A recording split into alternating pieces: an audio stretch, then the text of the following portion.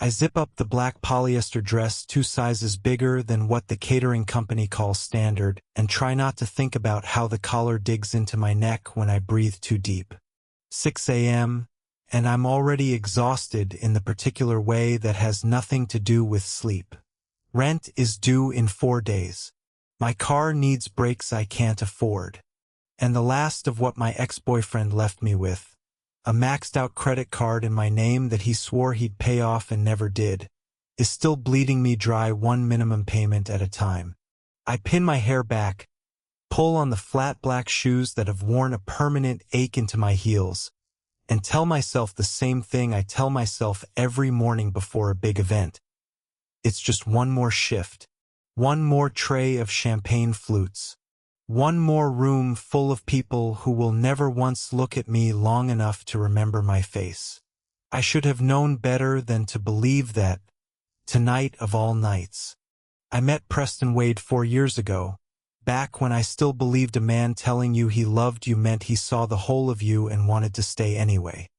He was charming in the specific, practiced way of men who've spent their whole lives being told they're destined for something important, good at compliments, better at making you feel like the compliments were rare and precious because they came from him. It took 2 years for the charm to curdle into something else. Started small. A comment about how a dress wasn't really my color that somehow always meant wasn't really my size. A joke at a dinner party about how I kept him honest that made the table laugh and made my face burn. By the end, he wasn't even bothering to disguise it. "You're a wonderful person, Ruby," he told me the night he left, standing in the doorway of the apartment we'd shared for a year. Already dressed for a business dinner, he clearly intended to attend the moment this conversation was over. But I have a certain image to maintain. People in my circles expect a certain presentation. I need someone who fits that picture. You understand. I understand. I've spent 2 years understanding, turning that sentence over and over in my head at 3 in the morning, trying to figure out which part of me was supposed to be the thing that fit. My laugh, my kindness, my body, obviously, because that was the part his eyes always drifted to when he thought I wasn't watching, the part he'd started making excuses not to touch by the end. I told myself I was over it.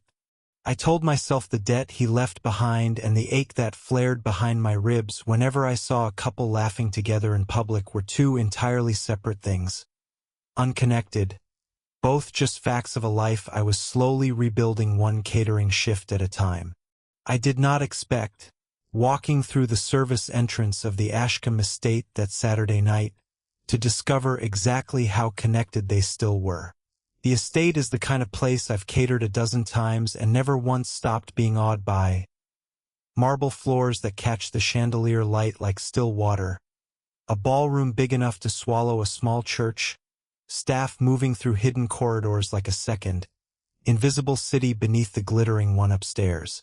My co-worker Dana, sweet and scattered and always one step behind on her tray carrying, nearly upends an entire round of champagne flutes into a potted fern the moment we step onto the floor. Easy, I say, steadying the tray before it goes, catching 2 glasses with one hand without spilling a drop. Breathe. You've got this. I don't know how you make it look easy. She mutters, grateful and a little embarrassed. Practice, I say, and mean it. 6 years of catering teaches you a particular kind of grace under pressure that nobody puts on a resume. I don't notice the man standing near the far wall the first time I pass. Tall, dark-suited, still in the particular way that draws your eye precisely because everyone else in the room is performing motion, laughing too loud, gesturing too big. It's only on my second pass, refilling glasses along the edge of the dance floor, that I catch him watching. Not the way men usually watch me at these events, which is to say either not at all or with the specific, assessing cruelty of someone deciding whether I'm worth a comment to his friends. This man watches like he's cataloging something. Like the way I steadied Dana's tray mattered to him somehow. I tell myself it's nothing. Rich men at galas look at everything the way collectors look at art, weighing, assessing, moving on. I have a tray to refill and 4 more hours on my feet. I don't have room in my night for whatever that look might mean. I don't yet understand who he is. I will in about 2 hours, and by then it will already be too late to matter what I would have done differently if I'd known. It's the laugh that does it. I'm halfway across the ballroom with a tray of hors d'oeuvres when I hear it. That particular practiced laugh, warm on the surface and hollow underneath. The one I used to hear across 100 dinner tables and had genuinely, foolishly hoped I would never hear again. I freeze mid-step. Dana nearly collides with my back. I turn my head, slow, dreading the confirmation before I even see it. And there he is, Preston Wade, in a tuxedo that fits him better than anything he ever owned when we were together, standing in the center of a cluster of guests with his arm around a striking woman in a pale blue gown, a ring catching the chandelier light on her finger. An engagement party. I am serving champagne at my ex-boyfriend's engagement party. My stomach drops through the floor. I duck my head, angle my body toward the kitchen doors, and start moving faster than a tray of canapés strictly allows. Praying. Actually praying, the kind I haven't done since I was a kid. That the room is big enough, the crowd thick enough, for me to disappear into the service corridor before he ever turns around. I don't make it 4 steps. Ruby? His voice cuts across the noise of the party like a blade, and every hope I had of slipping away quietly dies in an instant. I turn around because there's nowhere left to go, and I watch Preston's face shift through an entire sequence of expressions in about 2 seconds. Confusion, recognition, and then, worst of all, delight. The particular, cruel delight of a man who has just realized fate has handed him an audience for something he's been dying to say for years. Everyone, Preston announces, raising his voice, snapping his fingers toward the small orchestra in the corner until the music stumbles to a stop. Heads turn. Konversationsstil. Everyone, you have to see this. This is genuinely incredible. Preston, don't, I say quietly, gripping my tray so hard my knuckles go white. This, he continues, ignoring me entirely, gesturing at me like I'm an exhibit, is my ex-girlfriend. Ruby. We dated for 2 years. He looks me up and down, slow and deliberate, making absolutely certain the whole room follows his gaze. I have to say, the dress really suits the occasion. Very fitting, don't you think, that she ended up serving drinks in that uniform? Practically the same silhouette she wore the whole time we dated, honestly. I used to joke that half our grocery budget went somewhere I couldn't quite see the results of. A ripple of laughter moves through the nearest cluster of guests. Not everyone, but enough. Enough that I feel it land in my chest like something physical, enough that my whole body goes hot and then, immediately after, terribly cold. That's enough, I manage, my voice smaller than I want it to be. Oh, don't be embarrassed, Preston says, delighted, warming to his own cruelty the way he always did once he found an audience. It's just funny, that's all. The universe has a sense of humor. I traded up.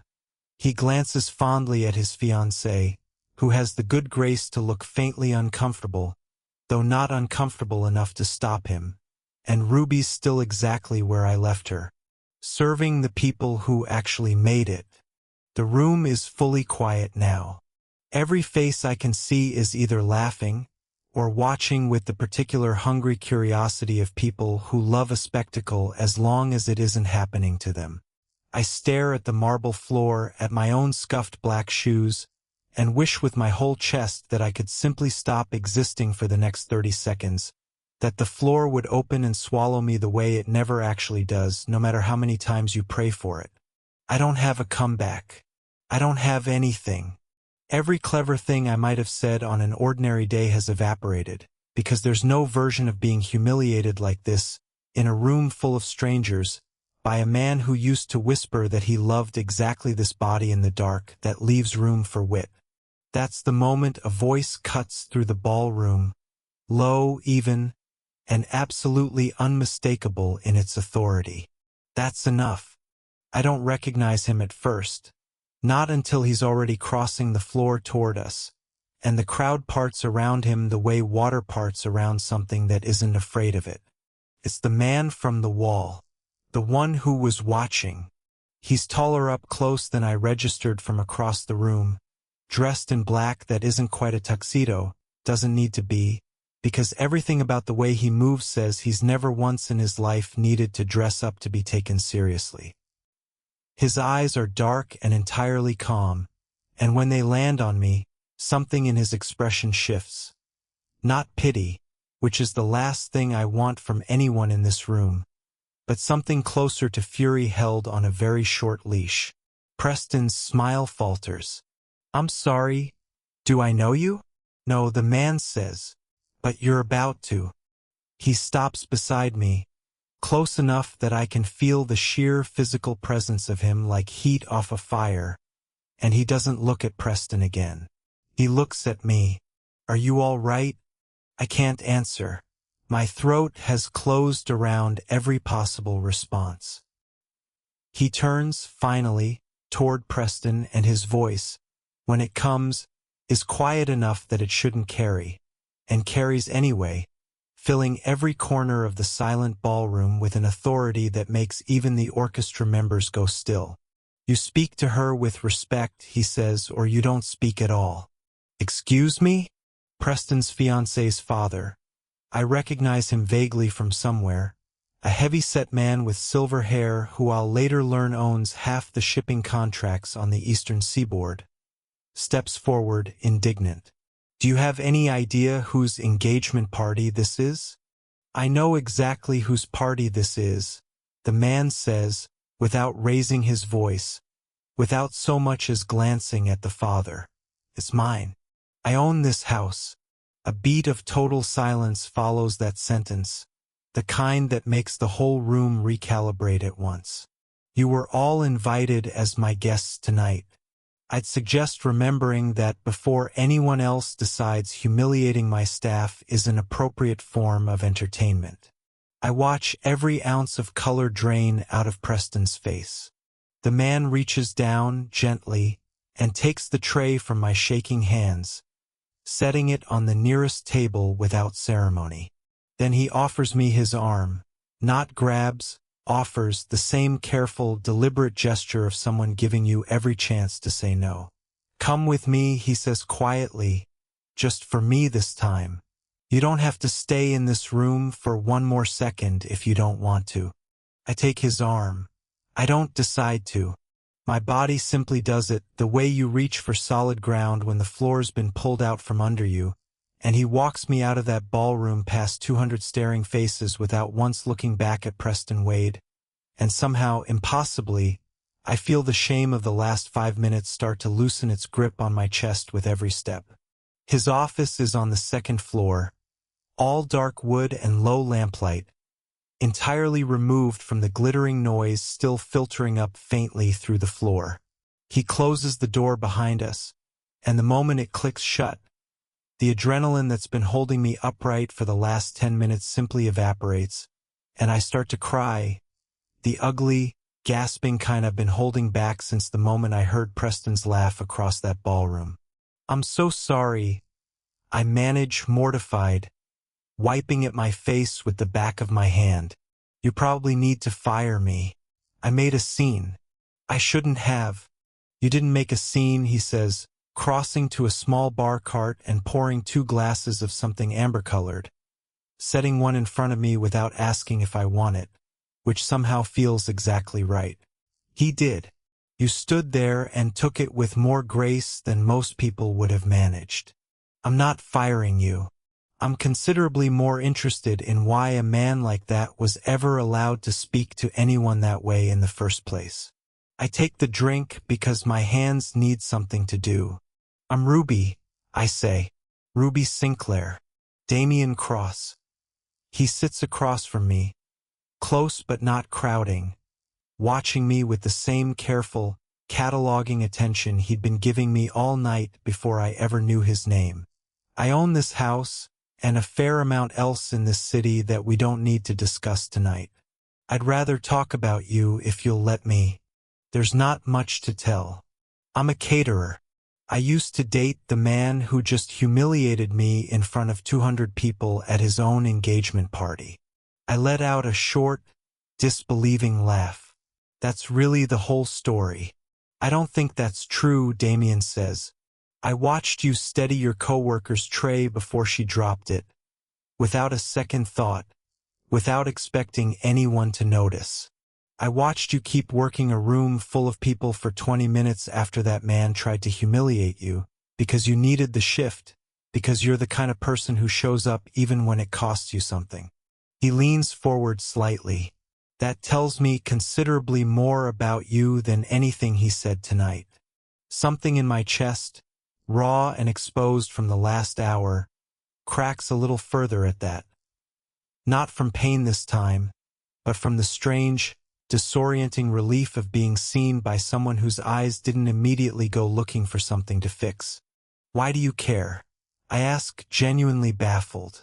You don't know me. I'd like to, Damien says simply. And I have a business problem you might be able to help me with. If you're interested. I have an event coming up, considerably higher stakes than this one, and I need someone at my side I can trust completely. Someone sharp, observant, unshakable under pressure. I watched you be exactly that tonight under circumstances designed to break you. He meets my eyes steadily. In exchange, I'd like to make certain that man never has the opportunity to humiliate you again. I should say no. Every practical instinct I have says a man who owns mansions and speaks with that kind of casual, absolute authority is not a man whose orbit I should step into, however good it feels in this moment to have someone stand between me and Preston Wade's cruelty. What exactly are you asking me? I say instead. An arrangement, Damien says. You accompany me to a gala in 2 weeks as my guest. In return, you have my protection from him, from anyone else who's ever made you feel small for existing exactly as you are. No strings beyond that unless you want them. I look at the last of the amber liquid in my glass, at the man watching me with a patience I've genuinely never been offered by anyone, let alone a stranger who just upended a room full of the city's elite on my behalf. Okay, I say, yes. The 2 weeks that follow are unlike anything in my careful, exhausted life. Damien doesn't try to change how I look. That's the thing that undoes me slowest and most completely. Every stylist he sends, every gown fitted to my actual body instead of some idealized version of it, comes with the same instruction, repeated so often it starts to feel less like a policy and more like a belief. She decides. Nothing without her approval. I choose a deep burgundy gown for the gala, the kind of color I'd have talked myself out of a year ago as too bold, and when I finally see myself in the full-length mirror, dressed and styled and standing straighter than I have and longer than I can remember, I don't recognize the particular quality of the woman looking back. Not because she looks different, because she looks like she believes she's allowed to take up the space she's in. You look like exactly what you are, Damien says, when he sees me for the first time that evening, standing at the base of the grand staircase. Extraordinary. I laugh a little disbelieving. You say that like it's obvious. It is, he says. I'm only sorry it took someone like me pointing it out for you to hear it. The gala is everything the engagement party was magnified, more marble, more crystal, more careful, performed laughter. Except this time I walk into the room on Damien's arm with my chin level and I feel, for the first time in longer than I can name, entirely unafraid of who might be watching. I find out why an hour in, when I catch sight of a familiar face across the ballroom, considerably paler and more anxious than the last time I saw it. Preston. It turns out his new fiancée's family owes a substantial debt to Damien's organization, a fact I only learn later, and Preston has been dragged to this event purely on the strength of that obligation. watching with visible horror as the woman he humiliated 3 weeks ago holds court at the center of the room, radiant and utterly untouched by his cruelty. He tries to approach twice over the course of the evening. Both times, I simply turn my attention elsewhere before he arrives.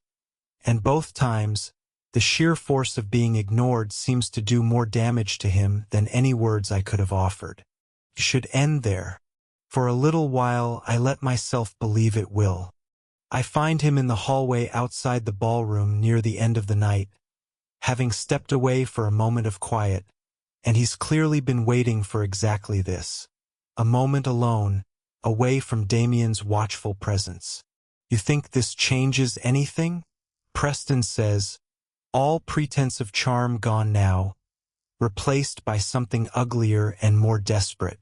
You think playing dress-up on some criminal's arm makes you anything other than what you've always been?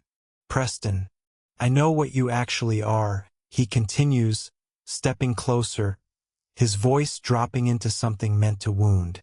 A maid. A caterer who got lucky because a dangerous man felt sorry for her for one night. You think his people don't talk? You think it'll take long for everyone in that room to remember exactly where they first saw you?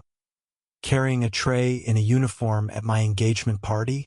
I could remind them, right now. Watch how fast the fairy tale falls apart. For one terrible, familiar second, the old fear rises in my chest exactly the way it used to. The small, cold voice that has spent years telling me I don't belong in rooms like this, that any confidence I've built is borrowed, temporary, one cruel sentence away from collapsing entirely. Then I look at him, really look, the way I never quite let myself in 2 years of dating him, and I see, with sudden and total clarity, exactly how small he actually is. A man who needs an audience to feel powerful. A man who married into money because he never once built anything of his own worth mentioning. Go ahead, I say, and my voice comes out steadier than I expect. Tell them I worked for a living. Tell them I know what it costs to earn something instead of marrying into it. I step closer, and for the first time in this entire conversation, I watch him flinch. You spent 2 years telling me I didn't fit your image, Preston. I've spent every day since figuring out that your image was never worth fitting into. You don't get to make me small anymore. You never actually could. You just had a 2-year head start convincing me otherwise. You have no idea what I could do to you. He hisses, grabbing my wrist, hard enough that I gasp. Let go of her. Damien's voice comes from the end of the hallway, low and lethal in a way I haven't heard from him before, and Preston releases my wrist like it's burned him, spinning to find Damien already closing the distance between them with the unhurried, absolute menace of a man who has never once needed to run toward a fight. I know exactly what you were doing, Damien says. He doesn't raise a hand. He doesn't need to. I've spent 2 weeks watching you decide, again and again, that this woman's dignity is something you're entitled to spend for your own entertainment. That ends tonight. I step between them before Damien can do whatever it is his eyes are promising. Wait, I say, my hand flat against his chest. Let me. Damien looks at me, something complicated crossing his face. Restraint, and underneath it, something that looks almost like pride, and steps back. You want to threaten me with what your friends will think, I say to Preston, my voice steady now, entirely my own. So let's talk about what I know instead. I spent the last 2 weeks going through every piece of paperwork Damien's people flagged on your fiancé's family accounts, because it turns out I'm considerably better with numbers than you ever gave me credit for. I know about the shell account you set up using her father's signature. I know about the $11,000 that moved out of the wedding fund and into a private account with your name on it 3 weeks ago. I know you've been skimming from a family that's already drowning in debt to a man you should be considerably more afraid of than you currently are. Preston's face goes gray. You're bluffing. Ask him, I say, nodding toward Damien, whether I'm the kind of person who bluffs. The ruin, when it comes, is neither loud nor violent. Damien's people simply, quietly place the evidence in front of the exact people whose good opinion Preston Wade has spent his whole life chasing. His fiancée's father first, then the wider circle of investors and social connections that made up the entire architecture of his carefully constructed life. Within a week, the engagement is broken. Within a month, the shell account is public knowledge in the circles that matter most to him, and every door he ever charmed his way through closes, one after another, with a finality that owes nothing to violence and everything to the truth simply, finally, being allowed to see daylight. I don't feel triumphant when I hear the news. I feel mostly unburdened, the particular lightness of a debt finally, completely closed. Weeks later, Damien finds me on the terrace of his estate, looking out over the grounds in the fading evening light.